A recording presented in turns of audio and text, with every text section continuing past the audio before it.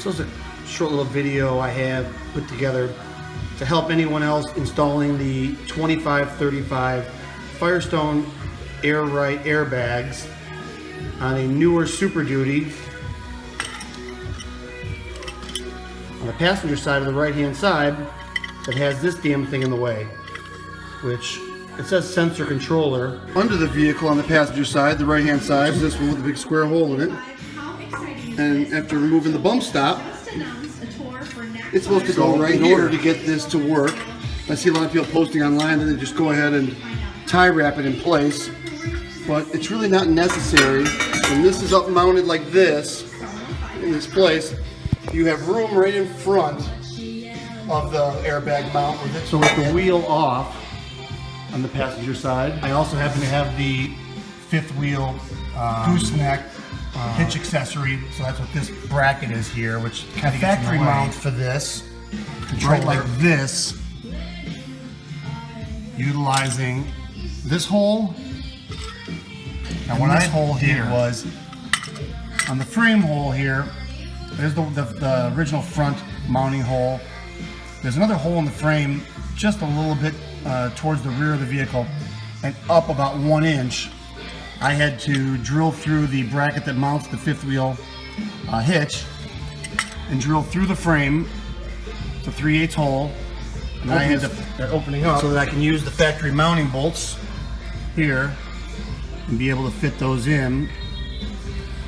And with you go, like I said, you go up 1 inch. Once you get the first hole in, you can kind of leave the drill bit in. You leave the drill bit in the back hole, and you can scribe the front hole. Tools needed. Obviously, you need a drill bit for putting the front one in. But if you have the same situation I had here with the fifth wheel mount, you'll need a combination of drills and Dremels, and I ended up finishing up with a grinder and a rasp.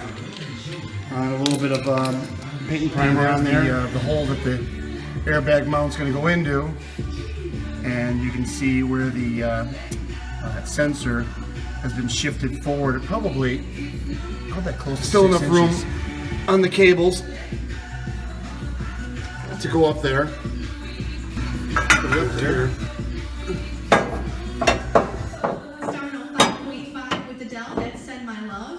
And that cable fits right through the opening. All right, there you go. That's the final product. You see the sensors located all in front of the bracket.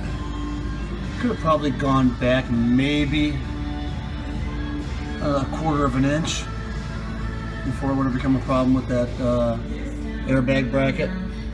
One other thing I ended up having to do, because this does have the fifth wheel hitch on it.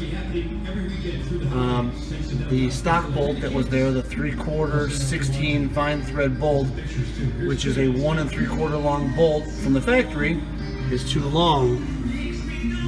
So here's the bolt that came with it, grade 5. It's 1 3/4 long. It would have hit the hitch mount on the outside of the frame rail. So now there's about 90 thousandths clearance between the bolts. Since you're going to the hardware store anyways, the bolts that are used on these straps here, these are crappy grade 2 carriage bolts. You see the 307A on there? They're zinc plated carbon steel bolts, and they recommend torquing them to 15 to 20 foot-pounds. I could never even get close to 15 foot-pounds, and these bolts are just bending. 20 foot-pounds.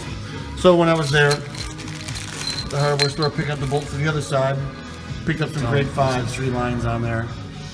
So I'll go ahead and change out all these strap bolts to the grade 5s.